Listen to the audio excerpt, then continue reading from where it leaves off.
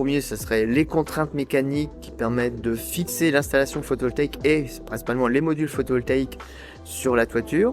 Et pour cela, il faut qu'ils soient bien correctement dimensionnés et correctement installés avec un bon système de fixation pour tenir les intempéries, la vitesse du vent, le poids de la neige. Le deuxième point de vigilance est l'étanchéité sur cette toiture lorsque l'on vient fixer notre installation photovoltaïque.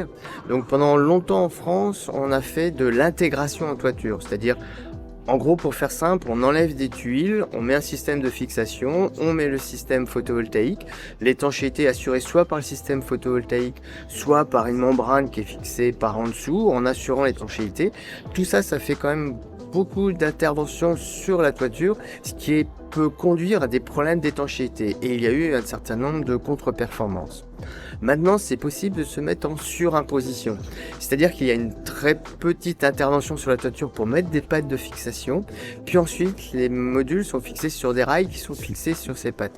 Le troisième point de vigilance, c'est de faire attention au risque électrique qui va peut-être créer un départ d'incendie. Les modules photovoltaïques produisent ce qu'on appelle un courant continu qui est converti en courant alternatif par l'onduleur.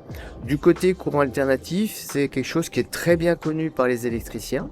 Par contre, du côté courant continu, il y a des précautions à prendre parce que le courant continu est en général plus dangereux, mais surtout du fait que en pleine journée le soleil est toujours présent, on est incapable d'arrêter ce courant continu. Notre point de vigilance, qui serait plutôt à l'origine à la conception de l'installation photovoltaïque, c'est de prendre des précautions sur la compatibilité entre le champ photovoltaïque et l'onduleur. Le champ photovoltaïque, on va mettre des modules en série pour augmenter la tension, mais il faut bien vérifier la compatibilité en courant, en tension et en puissance pour avoir un bon fonctionnement, pour ne pas perdre d'énergie, mais surtout pour ne pas détériorer l'onduleur en cas de surtension, dans le cas où on a des conditions extrêmes d'irradiation et de température.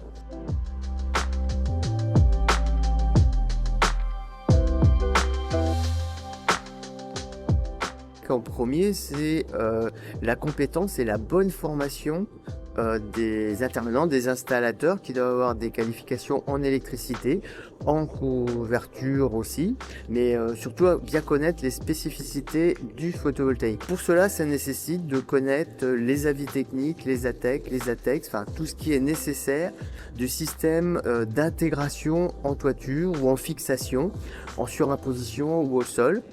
Puisque c'est un point très important pour avoir une bonne durée de vie de l'installation photovoltaïque. Après, il est aussi nécessaire de connaître les normes, les guides qui s'affairent à la bonne installation des installations photovoltaïques connectées au réseau électrique.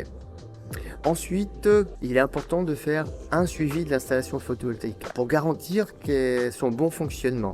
En parallèle de ça, il est important aussi de faire une maintenance préventive pour vérifier que l'installation photovoltaïque est en bon état, qu'il n'y a pas des points de chaud, qu'il n'y a pas des points litigieux qui sont à revoir. Alors attention, certaines installations photovoltaïques sont sous ETN et nécessitent que vous rapprochiez de votre assureur.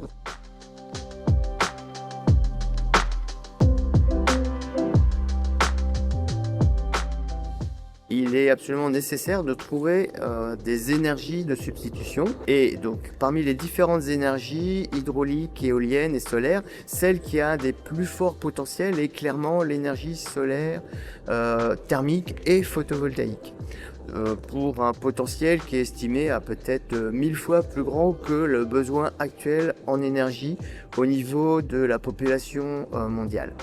Alors, les principales applications, donc, ça va être de produire de l'électricité photovoltaïque que l'on va pouvoir en premier injecter sur le réseau, c'est ce qui est fait depuis longtemps, mais de plus en plus, on va vers l'autoconsommation, c'est-à-dire ce qui va être produit va être autoconsommé directement. Si on en produit trop, elle va être injectée sur le réseau.